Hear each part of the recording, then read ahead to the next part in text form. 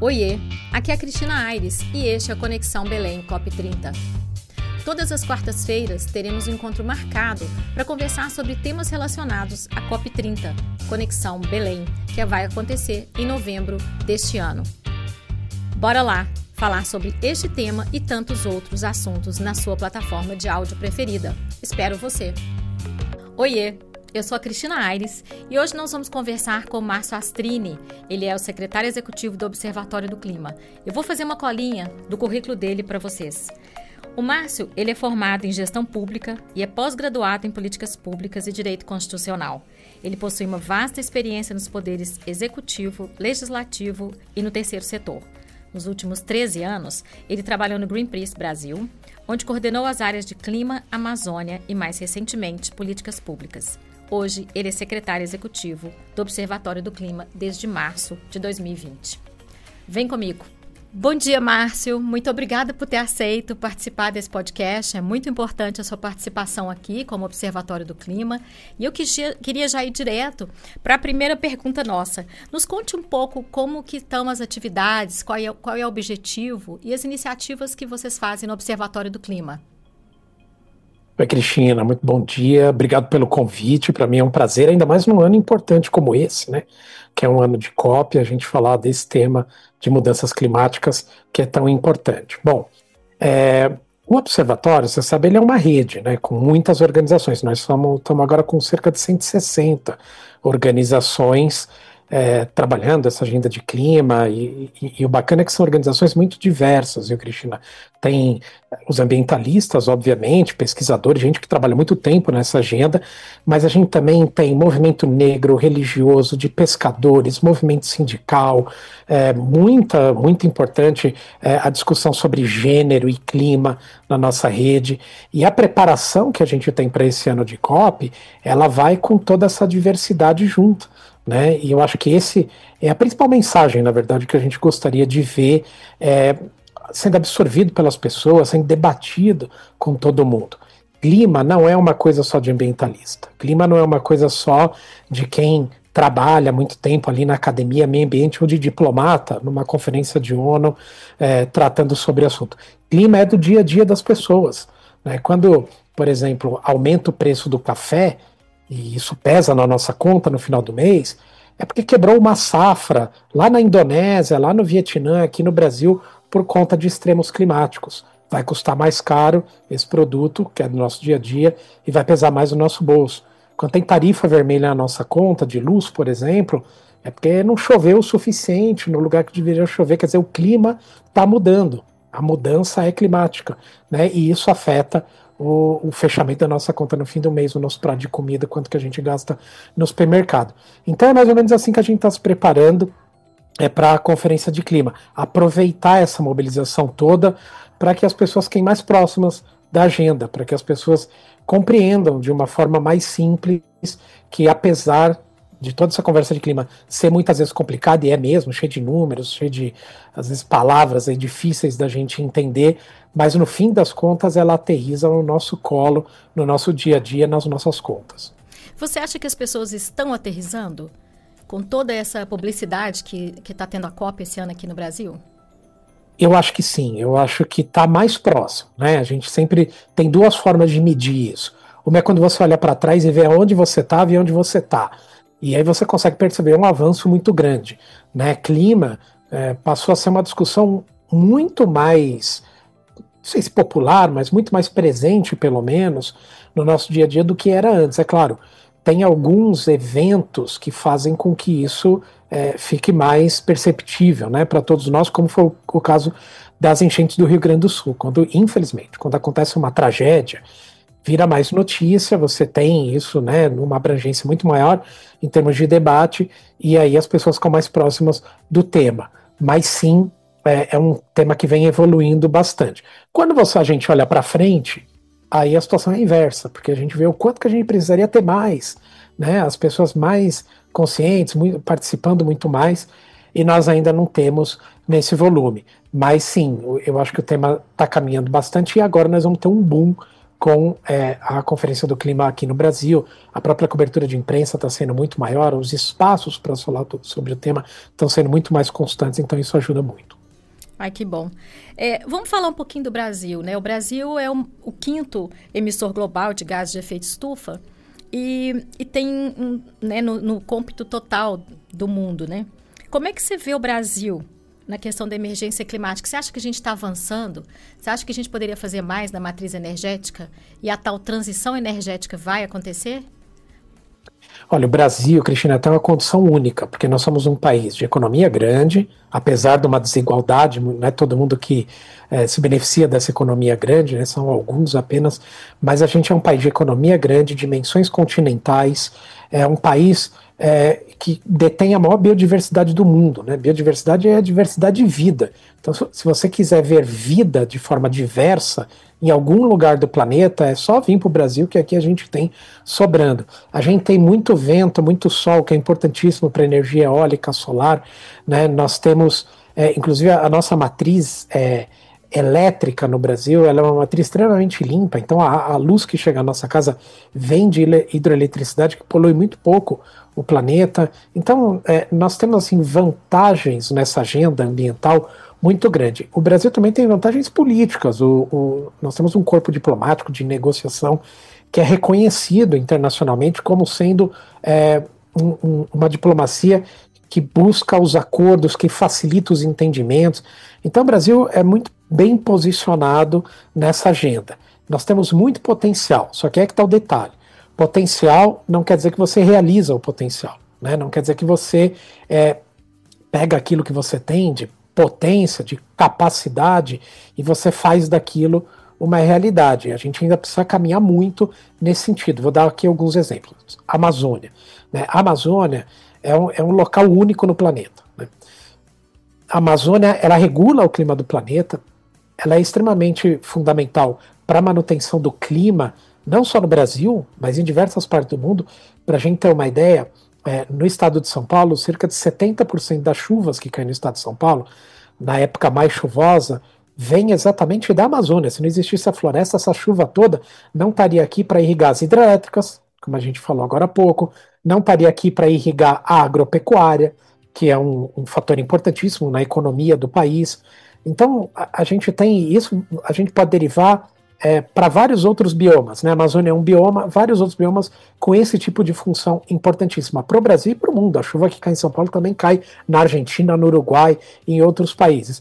Então a gente tem, vamos chamar assim, de uma espécie de, nós ganhamos na mega sena da natureza, né? Do meio ambiente no mundo. Só que a gente vem cuidando mal disso, né? Vem cuidando mal no chão da floresta, porque as pessoas devem acompanhar, se tiver curiosidade, só colocar ali no buscador da internet, desmatamento, né? O Brasil hoje é o campeão de desmatamento no mundo, infelizmente. Né? Nós desmatamos muito. E às vezes a gente comemora uma situação que é assim, esse ano aqui o desmatamento diminuiu. Ele diminuiu de uma situação que era muito grande, mas ainda continua numa situação inconcebível, né? A gente desmata em Bélgicas por ano. A gente desmata em, sabe, são numa velocidade, numa quantidade colossal, né? Então todo ano a gente tem essa conta do prejuízo de ir perdendo essa mega cena do meio ambiente que a gente tem no mundo, que é a Amazônia e também nos outros biomas. O Cerrado também é muito desmatado. Então a gente tem um tesouro na mão, mas infelizmente a gente vem cuidando dele de uma forma não muito boa. E na política também, viu, Cristina? Só para terminar esse raciocínio, a gente tem um Congresso Nacional, ele, dia sim e outro também, ele tenta aprovar legislações que diminuem a proteção ambiental no Brasil, ou, por exemplo, incentivam, fazem o Brasil gastar mais dinheiro para incentivar fontes extremamente poluentes, e assim a gente não aproveita as fontes renováveis, são mais baratas para a população. Né? Energia solar faz com que a conta diminua, por exemplo, no bolso dos brasileiros. Energia a carvão, a diesel, faz com que a conta aumente, mas você vai olhar ali dentro do Congresso, eles obrigam o Brasil a contratar fontes poluentes e mais caras, porque tem interesses próprios. Então, realmente, a gente não aproveita esse potencial grande, a gente deveria estar fazendo isso, né? Olhar para o que a gente tem de potencial e aproveitá-lo. Exatamente, nessa mesma linha que você acabou de falar, a gente tem o licenciamento ambiental que acabou de ser aprovado na contramão de uma COP que está sendo feita aqui no Brasil, entre tantas outras legislações, como você falou, né? Nessa questão do licenciamento, como que você acha que isso vai impactar verdadeiramente? O licenciamento ele é fundamental para a gente fazer o controle, né, do meio ambiente, o que pode, o que não pode ser feito, que é muito prejudicial. O que você tem que olhar com mais cuidado e tal? Sabe aquele ditado que diz o seguinte, que o meu direito termina onde o seu começa? Então, a legislação de licenciamento ambiental, ela é mais ou menos para isso. É para ver quanto que aquela obra que quer ser feita, até onde ela pode ir, porque daquele ponto para frente ela vai começar a prejudicar todo mundo, né? Então, às vezes você tem uma fazenda que está aqui na beira de um rio e ela quer usar agrotóxico, quer fazer um empreendimento. Mas esse rio, ele também alimenta outras 1000 fazendas lá para baixo, né? Então ele não pode fazer tudo o que ele quiser aqui, porque senão ele vai prejudicar as outras 1000 fazendas que vão também produzir alimento para todo mundo. Então é por isso que existe o licenciamento, que é para você colocar esses freios no que pode ou não pode ser feito. Você modernizar a legislação, todo mundo quer, inclusive na área de meio ambiente é muito ruim a gente ter burocracia em excesso. E todo mundo fala assim, quando você pensa em licenciamento, você pensa, bom, eu vou desburocratizar, né? Então eu vou mudar a legislação para que eu termine com a burocracia. Isso é bem-vindo. Agora o que você não pode é, em nome da desburocratização, você eliminar essas regras de licenciamento, porque a gente perde o controle e vira um salva-se quem puder. E é mais ou menos isso que está acontecendo. Então, se a legislação ela foi votada no Congresso, depois foi vetada pelo presidente Lula, só que o Congresso agora pode derrubar os vetos. Se eles derrubarem os vetos, vai voltar ao texto que era antes, que era um texto do liberou geral, né? É um texto do sem regras, é um texto do faz o que quiser, quem tem mais dinheiro impõe a sua vontade. Bom, e aí a gente vai ver um aumento do desmatamento, a gente vai ver um aumento da grilagem de terras, que é roubo de terra pública, a gente vai ver o crime ambiental, inclusive, ou aqueles que não querem respeitar o direito da coletividade, muita vontade. Esses daí reclamam muito e estão aplaudindo, reclamam muito do licenciamento ambiental e estão aplaudindo muito essa tentativa do Congresso de passar essa legislação tão ruim. Se passar no Congresso, nós vamos fazer a ação, né? Nós vamos para dentro do Supremo Tribunal Federal para questionar lá, fazer o questionamento dentro do Supremo. A gente espera que o Congresso não retire os vetos e que a gente possa, inclusive, melhorar coisas que ainda ficaram ruins. Mesmo com veto, ainda tem coisa muito ruim lá. Imagino. Astrine, você falou também da nossa diplomacia, né, muito robusta e muito respeitada, mundo afora. Como que você vê essas várias reuniões prévias que estão acontecendo, né, para que a mudança climática, para que esses acordos possam ser discutidos agora em novembro? Quer dizer, tivemos a reunião em junho em Bonn, né, e muita coisa foi jogada para frente, para novembro. Temos agora em Nova Delhi, a delegação brasileira está lá, e entre outras, né, muitas reuniões. Em que ponto que a gente está hoje na adaptação, no financiamento? Como que essa agenda está se conformando para ser discutida em novembro? Essas muitas reuniões, elas são fundamentais, né, Cristina? Porque vamos imaginar o seguinte, uma COP, uma Conferência de Clima, que é um evento da ONU, onde os países se encontram. COP quer dizer Conferência das Partes, né, em tradução em português. As partes são os países. Então são 198 países se encontrando ali para tentar tirar suas diferenças, chegar em acordos, tal. É uma grande reunião de condomínio de países. Se você não faz os acordos, as conversas antes, não detecta onde tem mais problema e não vai tentando azeitar esse relacionamento e colocar, de repente, todo mundo dentro de uma sala com todas as suas diferenças, a coisa não vai dar certo. Então essas reuniões prévias, elas são para isso, para você ir achando ali o que precisa ser tratado, tem mais atenção, e o que já está bem encaminhado entre todo mundo e fazendo os textos e fazendo os acordos para que flua mais livremente o que já tem entendimento, né? O que a gente tem sempre em clima são vários temas, são mais de, só para a gente ter uma ideia, mais de 100 itens de negociação, mas a gente tem 3 deles que são fundamentais: dinheiro, ambição e combustíveis, né? A gente precisa de dinheiro para que tudo que é prometido, tudo que os cientistas dizem que precisa ser feito, que os países concordam que precisa ser feito, para que ele saia do papel. Existem países que têm dinheiro para tirar do papel, que são os países ricos, e existem países que poluem muito e não têm esse dinheiro, que são os países em desenvolvimento. Então, para que esses países cumpram a sua lição de casa, eles precisam de financiamento. Então, esse é o primeiro item importantíssimo. E aqui nós temos um problema gravíssimo, porque nós não temos entendimento em financiamento. Inclusive, mais do que isso, tá? É mais ou menos como se fosse uma novela de traição, Cristina, então porque os países ricos, lá atrás, em 2009, prometeram dinheiro e falaram o seguinte: olha, eu vou financiar os países em desenvolvimento, os países que precisam ser financiados, a partir de 2020. Então, em 2009, eles falaram: a partir de 2020, eu começo a colocar esse dinheiro na mesa. Nunca colocaram dinheiro na mesa, o dinheiro nunca apareceu. E o ano passado, em 2024, eles desfizeram a promessa. Pior então você ainda. Veja, então é traição, dinheiro, traição, olha aí, uma novela mesmo. Então, a gente teve os países, né, não cumprindo com o seu dever, que eles mesmos acordaram que tinham que fazer, e depois dizendo que não iam mais manter a promessa de pé. Então esse é um item muito severo, inclusive, muito importante, porque ele pode paralisar as negociações. Os países podem se negar a avançar em outros temas. É o seguinte: olha, enquanto não tiver acordo nisso, que é fundamental, e eles têm razão, é fundamental mesmo, eu não vou discutir o resto, né? Então isso é um risco que a gente corre. O segundo item é ambição. A ambição são as promessas que os países fazem. Então, imagina o seguinte, que a gente tem um problema e todo mundo ali precisa dar sua cota de contribuição para resolver o problema, né? Só que essa cota de contribuição, ela aparece primeiro em promessa e depois em ação, né? Se a promessa já não for suficiente, a ação a gente sabe que muito menos, né? Porque normalmente você já não cumpre o que promete. Agora, se você já não promete o suficiente, aí a conta não fecha de jeito nenhum. Então, as promessas hoje, elas são totalmente insuficientes. Indo para números, os cientistas dizem que o planeta pode aquecer no máximo 1,5 graus. As promessas nos levam ao cenário de 2,7 graus, 2,8 graus. Quase o dobro, né, do que deveria ser.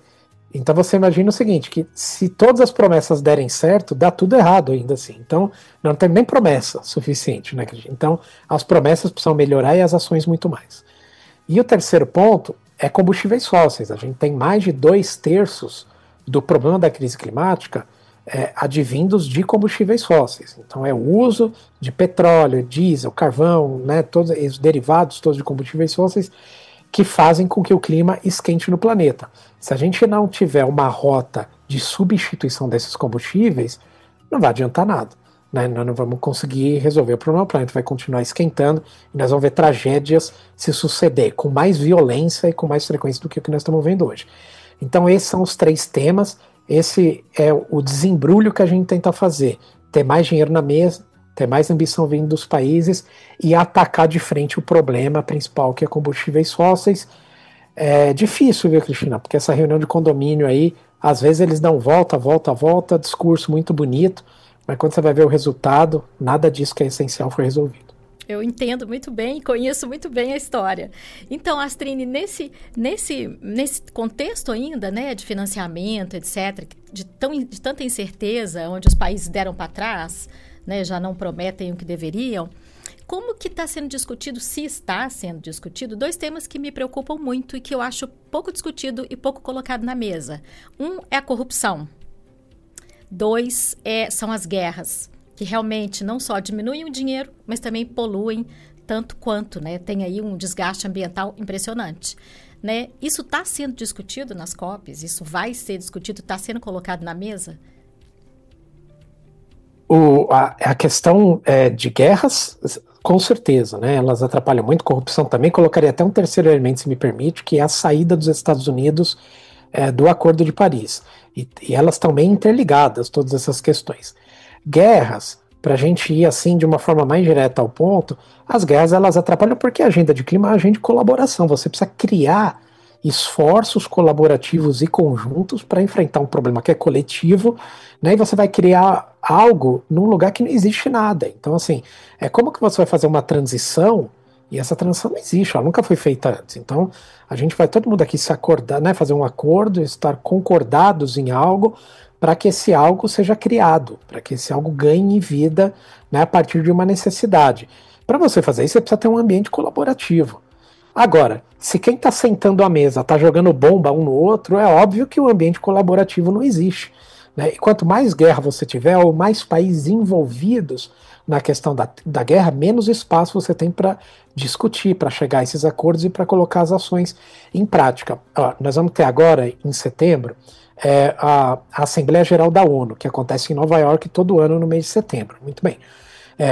A gente deveria estar discutindo lá, por exemplo, combate à fome, emergência climática, né, circunstâncias que são essenciais para a vida da população ao redor do mundo, como que os países eles se cotizam para dar resposta a esses problemas. Certamente o assunto principal será as guerras, né? Então as pessoas vão ali cobrar soluções. Mais uma vez, a gente está com a guerra da Ucrânia, né, da Rússia, a invasão há cerca de 3 anos, né? E agora com mais de um ano a guerra, a invasão de Israel na Palestina. Então você vai acabar tratando disso, né, desses massacres que estão acontecendo ao redor do mundo. Outros assuntos extremamente importantes, eles vão ficando ali para segundo, terceiro plano na agenda com tempo mais reduzido. Então sim, afeta muito. A segunda coisa é a questão de corrupção. A questão de corrupção pode acontecer em vários aspectos, não é apenas no aspecto de roubo de dinheiro público e tal, que é absolutamente deplorável, né, e que precisa ser banido. Mas você tem corrupção também nas relações dos países com interesses. Então, e aí a gente já vai fazer um paralelo aqui com a eleição do presidente americano e a saída dos Estados Unidos do Acordo de Paris. Um dos principais fatores que levou à eleição do Trump nos Estados Unidos foram as doações e todo o dinheiro da indústria do petróleo. Então hoje a administração Trump nos Estados Unidos ela é corrompida pelos negócios ou enfim pelo desejo, né, ou pelos compromissos eleitorais que foram assumidos e que são desejos do presidente também. Ele é convencido disso, que o petróleo é a melhor coisa do mundo, e essa indústria do petróleo dita muitas regras no país mais poderoso do planeta, né, que é também o maior devedor da agenda climática e é aquele que mais deveria estar contribuindo financeiramente para o problema. Então, a indústria do petróleo, por exemplo, ela corrompe muitas negociações dentro da agenda de clima, ela corrompe muitos espaços, ela trava muitas negociações. Você tem muitos países que estão interessadíssimos na prosperação, né, que tenha mais prosperidade na prospecção, na prosperidade da agenda de petróleo, e que travam negociações dentro desses ambientes da ONU, não deixam as soluções acontecerem nas negociações porque querem o seu negócio de petróleo acima de qualquer interesse de solução global. Né? Isso também é uma forma de corromper. Sabe, Cristina, que quando eu trabalhei muito tempo no Greenpeace e a gente fez uma espécie de campanha para revelar como que a indústria de combustíveis fósseis, principalmente de petróleo no mundo, tinha um arsenal de enganar pessoas em comunicação. E eles faziam isso através de contratação de alguns pseudocientistas, né, para que eles produzissem relatórios científicos dizendo que os combustíveis fósseis não eram tão culpados assim da questão de aquecimento do planeta. E aí quando eu trabalhei no Greenpeace, o Greenpeace montou ali agências fakes com cientistas e tal, para fazer estudos fakes, e essa agenda tinha o propósito apenas de revelar como que se davam essas contratações por parte de quem propunha ou de quem, né, queria propor esses relatórios mentirosos. Então a gente conseguiu catalogar ali quem fazia o pedido, como o pedido era feito, como que esse pedido tinha um objetivo, claro, que era enganar as pessoas, né, e vinha dessas indústrias. Então isso também é uma forma de corrupção. Acontece e está levando os Estados Unidos, que é um país fundamental nessa agenda do clima, né, poluidor histórico, é o maior poluidor que a gente tem no planeta, tem muito dinheiro para investir, como a gente falou aqui, na solução, e agora está virando as costas para o problema. E com tudo isso, quais são os resultados dessa COP que você gostaria de ver na mesa? Olha, eu gostaria de ver a gente atacar esse ponto dos combustíveis fósseis. Eu acho que ele é o essencial, né? Então, esse é o primeiro resultado. A gente tem, há 2 conferências atrás, a gente teve uma resolução que diz o seguinte, que os países têm que transitar para fora, uma expressão em inglês, transition away, transitar para fora ou ir abandonando, né, o uso de combustíveis fósseis. Veja, não é da noite para o dia que isso vai acontecer, é um plano, né? E esse plano tem que dizer quem começa, quando começa, qual é a escala, como é que essa escala vai aumentando ao longo do tempo, quem vai entrando nesse abandono dos combustíveis fósseis, né, para que você também não faça disso uma produção ainda maior de pobreza ao redor do mundo, de desigualdade entre os países e tal. Então tem que ser um planejamento que todo mundo concorde. Então fazer esse plano é algo que seria fundamental para a gente e um sonho da gente ter nessa COP pelo menos o início desse debate. Então isso é uma coisa. A segunda coisa, a lista de desejos é grande, também vou citar só 2, Cristina. A segunda coisa é que a gente tivesse a população, e principalmente a população brasileira, contaminada de forma muito positiva por essa discussão de clima. Né? Eu gostaria de ver a agenda de clima no mundo inteiro, mas se não der, no Brasil principalmente. A agenda de clima com muito mais importância na vida das pessoas, no tratamento empresarial, do setor privado, do governo, do que quando a gente estava trabalhando essa agenda antes da COP. Né? Então a gente sair com ela num patamar muito maior. Ano que vem tem eleições, então que os candidatos todos prestassem mais atenção nessa agenda, e mais do que os candidatos, que a população prestasse atenção nessa agenda. Eu digo sempre que a gente tem uma coisa muito importante que as pessoas podem fazer pela agenda de clima. Às vezes tem essa pergunta, né? O que as pessoas podem fazer pela agenda de clima? Tem uma coisa muito importante, que é a reciclagem, a separação de lixo na urna. A reciclagem e a separação de lixo na urna, ela é fundamental para que a gente não tenha enchente, seca, pessoas morrendo de calor extremo, poluição excessiva, né, para que a gente não tenha uso de agrotóxico aí sendo feito de maneira totalmente sem controle, que a gente vê em noticiário, drone que pulverizou uma escola cheia de criança com agrotóxico. Essas coisas, elas são reguladas ou regulamentadas pelo poder público. Sim. Né? Como é que nós vamos fazer com o desmatamento daqui para frente, o atendimento à população? Tudo isso são essas pessoas eleitas que tomam as decisões. Né? Então, a gente pensar muito bem, ter mais em conta a agenda de clima. Quando a gente for fazer essas escolhas que a gente faz aqui no Brasil a cada 4 anos, é fundamental. Porque ou a gente faz escolhas boas ou depois a gente fica 4 anos lamentando. Exatamente. Mas será que a gente tem opções para fazer escolhas boas ou menos piores? Né? Acho que a questão toda em torno do mundo está assim, eu acho, né? A gente tem poucas lideranças realmente líderes genuínos, verdadeiros, né? Que querem realmente fazer alguma coisa. E tem muita gente realmente medíocre, no sentido de mediana mesmo, para baixo. Né? Então, assim, acho que a grande questão do mundo no momento é isso, um bando de doido de um lado, né? E, assim, a gente está sem... O ser humano está muito sem... Está perdido, acho que ele está sem referência. E aí... Essas guerras todas, né, se posicionando, essa geopolítica insana, né, porque é insano, né, o que se vai ganhar com um país, sobrepondo um país a outro, com guerras, né, matando todo mundo. E a gente falou de conflitos, mas não existem só 2 conflitos grandes que a gente sabe, né? Outro dia estava mapeando isso, até dando um Google mesmo, e há mais de 100 e poucos, quer dizer, na África é cheio de conflitos, né, e que aquilo não para nunca, né, morte em cima de morte. Então, realmente, é uma situação ruim. Né? E se a gente for perceber, é o ser humano. Né? Então, quando a gente fala da urna, eu gostei muito da reciclagem, né? Eu acho que essa analogia é perfeita, mas a gente precisa ter o que reciclar também. Né? E quem a gente quer de opção, né? Quem são essas pessoas? São normais?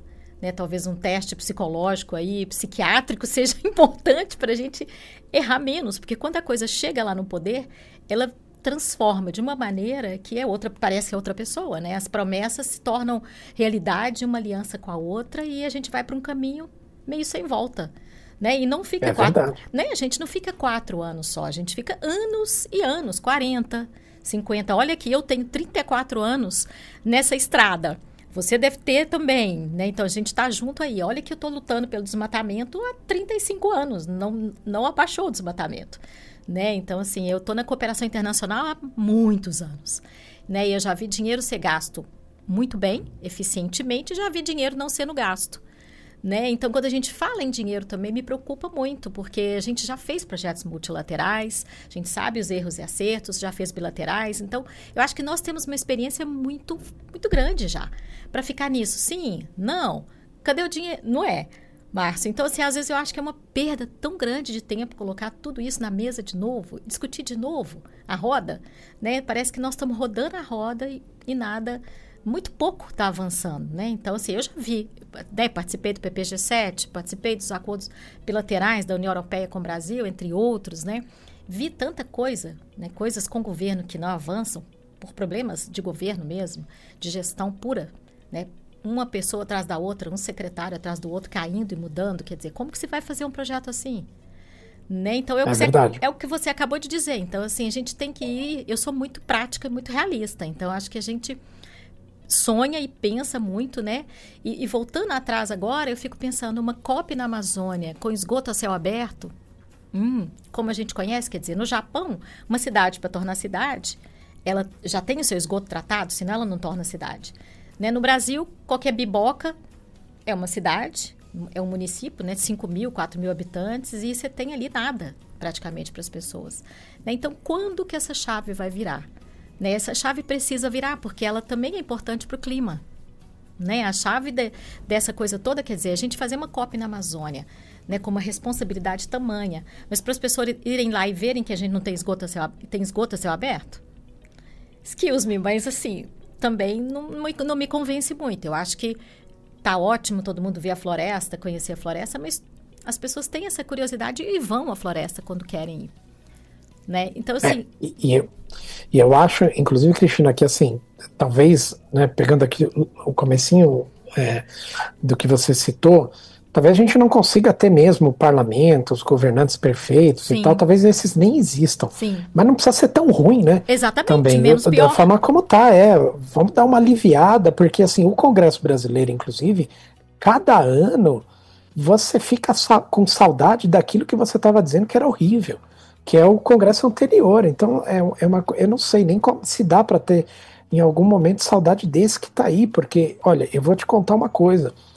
É uma quantidade tão grande de retrocesso de absurdos que a gente tem hoje nesse Congresso, que se eles votarem tudo o que eles querem, lá não sobra uma árvore de pé nesse país, um rio sem ser poluído nesse país, entendeu? É um negócio inacreditável, assim, o que acontece lá. Olha a situação, né, do que nós estamos conversando. É um Congresso, a gente está falando de corrupção agora há pouco e tal, é um Congresso que está votando uma lei para deixar impunes. Veja, eles estão concentrados agora em como que eles diminuem a capacidade de você punir quem é parlamentar e comete crime no Brasil. Estão mexendo na lei do ficha limpa, agora querem criar aí a PEC da impunidade.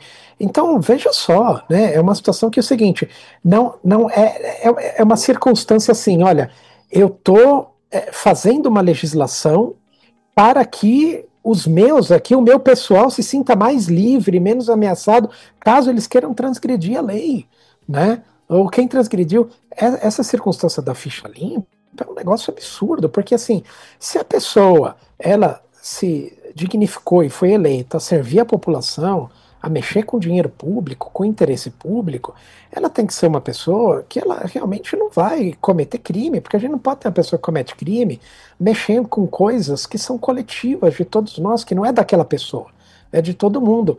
Aí querem fazer uma legislação, quer dizer o seguinte, que se quem está mexendo com o que é de todo mundo, coletivo, o interesse de todos, o dinheiro de todos, cometer crime, essa pessoa tem que ter uma pena reduzida. Não, ela tinha que ter uma pena aumentada, né? Ela não tinha mais que estar na vida pública. Então, eu acho que é assim que as coisas deveriam ser, mas não, e essas pessoas só mudam essa legislação porque infelizmente foram eleitas por nós. Então a gente precisa mudar a nossa forma também de ver quem a gente elege, né? E com relação a Belém, talvez seja consequência de tudo isso que nós estamos falando, né? É uma cidade que está ali, Belém está no coração da Amazônia, né, numa região riquíssima em possibilidades, em riquezas e etc. e tal.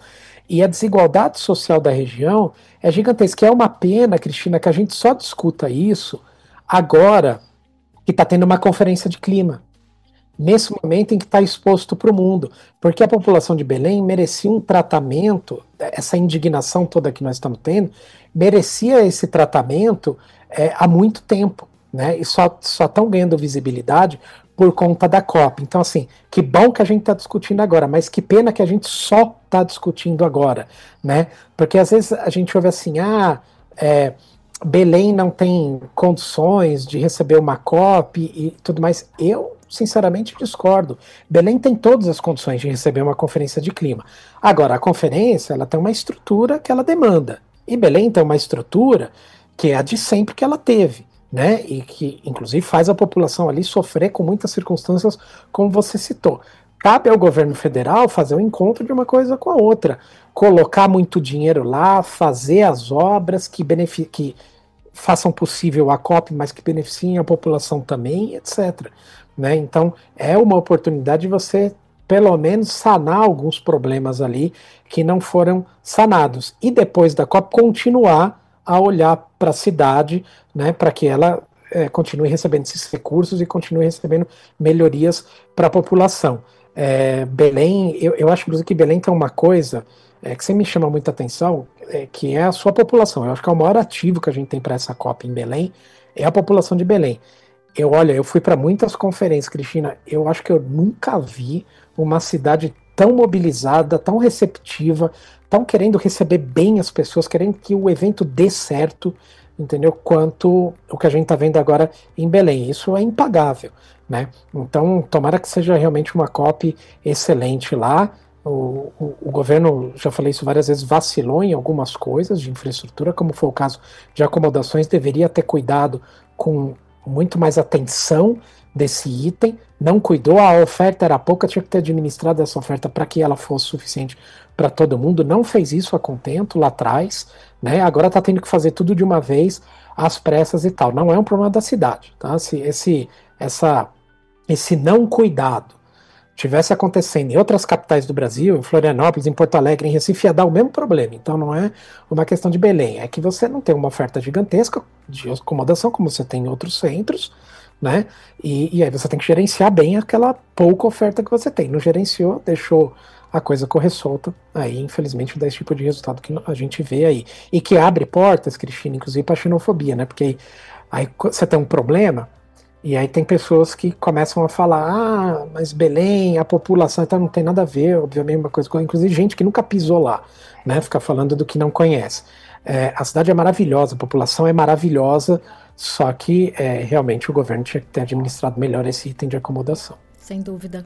Concordo plenamente com você. Eu morei em Belém 4 anos e morei em Carajás também, trabalhando na Vale. E é uma cidade linda, com pessoas extremamente inteligentes, o lado científico muito avançado. Então, assim, realmente Belém é uma cidade, para mim, da Amazônia, uma das mais bonitas. E realmente, o povo realmente é bem engajado, e está bem engajado, né, nessa questão. Márcio, ainda continuando com a COP, qual que você acha, o que você gostaria que fosse o legado dessa COP? Qual que você acha que será o legado? Né? Tanto para a região da Amazônia, como a gente acabou de falar, para Belém, para a região da Amazônia e para o Brasil. O que você acha que é o legado que essa COP vai deixar? E tem uma coisa que já me alegra muito, Cristina, até antes da COP começar. Lá em 2023, a gente começou um movimento com várias organizações e coletivos nacionais, né, a gente estava envolvido ali, que chama Cúpula dos Povos, que hoje está reunindo cerca de 1.000 organizações do Brasil, da América Latina, ao redor do mundo também, organizações da Europa, da Ásia e tal, que integram esse coletivo para discutir clima, então essa integração, e não é uma integração apenas de você pegar organizações que estão geograficamente dispersas e colocar numa mesma sala de Zoom ou presencial, não é isso. É que dentro desses movimentos a gente tem o movimento de mulheres, movimentos religiosos, movimento de pescadores, enfim, movimentos específicos do Peru, da Bolívia, da Argentina, do Egito, de vários lugares do planeta, e que são pessoas que estão se reconhecendo na agenda de clima e exercitando a participação na agenda de clima. Eu fico muito feliz quando eu vejo o movimento negro, por exemplo, muito mais ativo nessa agenda de mudanças climáticas, movimentos de periferia, inclusive a gente tem em Belém a COP das Baixadas, que é um outro movimento que foi criado lá, que são de periferias da Amazônia, né, discutindo como que o clima vai afetar eles enfim, afetar. A gente tem até agora uma situação que ganhou manchete nos jornais, que é o preço da castanha do Pará. A gente sofreu uma quebra na safra da castanha do Pará, porque teve seca severa na Amazônia em 2023, 2024,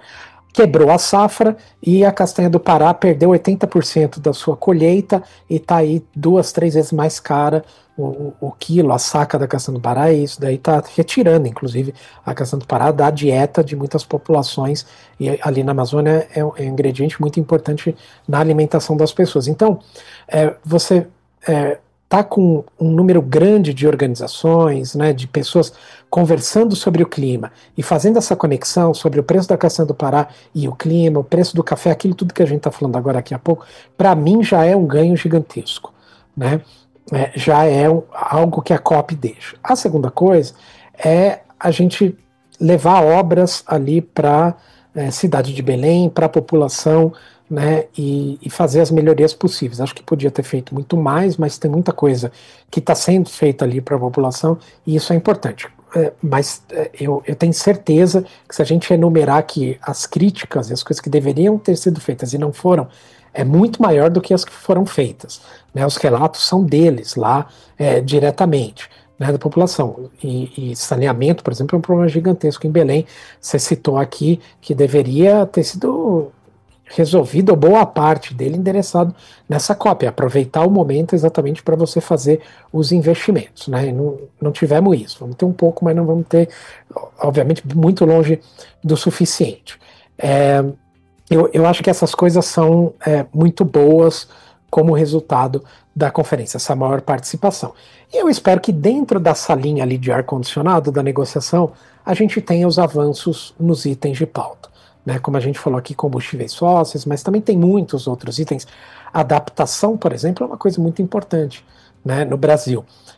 Se adaptar a um problema contratado. O clima já mudou. O que nós estamos discutindo é o quanto que ele vai mudar, em que patamar de mudança ele vai ficar. Quanto pior ele fica, mais você tem que adaptar. Né? E adaptação custa caro. Então, é melhor que ele não aumente muito de patamar para você não ter muito gasto com adaptação, porque chega uma hora que só gasta em adaptação quem tem dinheiro, e quem tem dinheiro são os países ricos, não nós, né? Então, essas resoluções são extremamente importantes dentro dessa salinha do ar-condicionado, e a adaptação é um item também muito grande. A gente precisa de recursos para que se adapte esses ambientes de populações que estão em extremo risco de enchente, né, deslizamento de terra, seca. O semiárido do Brasil, por exemplo, que tem agricultura familiar muito grande, corre um risco de seca gigantesca, extrema. Então precisa de dinheiro para você poder fazer o socorro e poder fazer um planejamento para essas populações antes que os eventos extremos aconteçam. Então a adaptação é mais ou menos isso. Essa é uma agenda, por exemplo, que eu gostaria muito de ver sair de lá, não apenas com números e estudos e etc, mas com coisas mais concretas, que são fundos e recursos para serem aplicados nessas regiões e para essas pessoas. Astrine, muito obrigada pela sua participação. E agora eu queria que você tivesse esse espaço, alguns minutos, para você dizer alguma coisa do Observatório do Clima, alguma coisa que você queira chamar a atenção das pessoas, e aí você fica à vontade. Mas eu te agradeço imenso pela participação. Foi um prazer. Eu que agradeço, é um prazer. E vou fazer uma oferta, então, para todo mundo que estiver interessado nessa agenda de clima, de entrar, procurar uma coisa muito bacana que a gente fez no Observatório, nesse coletivo de organizações, que chama Eunice. Eunice é uma publicação, como se fosse uma enciclopédia de clima. Então, se você quiser saber um número sobre clima, o que acontece, a história das conferências, como que o planeta esquenta, Por que tem regiões no planeta, por exemplo, que vão esfriar, inclusive, com o aquecimento global? É totalmente contraditório, né? Mas, sim, o planeta esquenta, porque ele muda o clima, na média ele esquenta, mas tem lugares que vão resfriar. Tudo isso daí está nessa enciclopédia que a gente lançou, nessa reunião, vamos dizer assim, de números e de fatos, que chama-se Eunice. Você encontra no site do Observatório do Clima, e também ali você vai encontrar várias outras coisas, até guias sobre negociações climáticas. E, Cristina, ali a gente tem um guia. Negociação climática normalmente tem as letrinhas, sabe, assim, né, do que é, expressões em inglês, né, aquelas... a gente tenta aqueles fazer jargões, a transcrição do né? que é, aquelas coisas difíceis, exatamente, são as siglas, né, de cada discussão, do que são dezenas delas. Então a gente tem uma edição também que diz ali o que cada sigla significa, o que está sendo negociado e tudo. Então tem muito material sobre clima. E a gente tem também uma outra coisa que chama Central da COP, que é tinha a Central da Copa, né, quando teve a Copa do Mundo aqui no Brasil. Então a gente fez a Central da COP. E a gente fala sobre clima usando linguagem de futebol também, para ser um pouco mais acessível ali. Então tem assim, quem joga no ataque, quem joga na defesa da agenda, quem comete falta, quem merece cartão amarelo, cartão vermelho, e ali vai dando um placar mais ou menos de como é que os países estão se movimentando ao redor do mundo. Então é um convite aí para as pessoas, para elas acessarem a página do Observatório, e quem quiser saber um pouquinho mais de clima, ali vai achar algumas coisas interessantes. Eu já passei por lá, convido realmente todo mundo a ver, porque o Eunice é sensacional. Eu achei uma ferramenta super bacana. Muito obrigada, Astrine, mais uma vez. E a gente fica em contato para uma próxima, depois da COP, quem sabe a gente fazer um balanço aqui do que foi que aconteceu e o que ainda precisa acontecer. Um grande abraço e muito obrigada. Eu que agradeço. Muito obrigado. Tchau, tchau.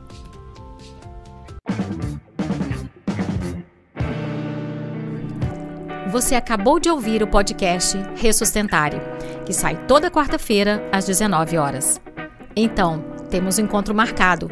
Pegue seu café e vem comigo.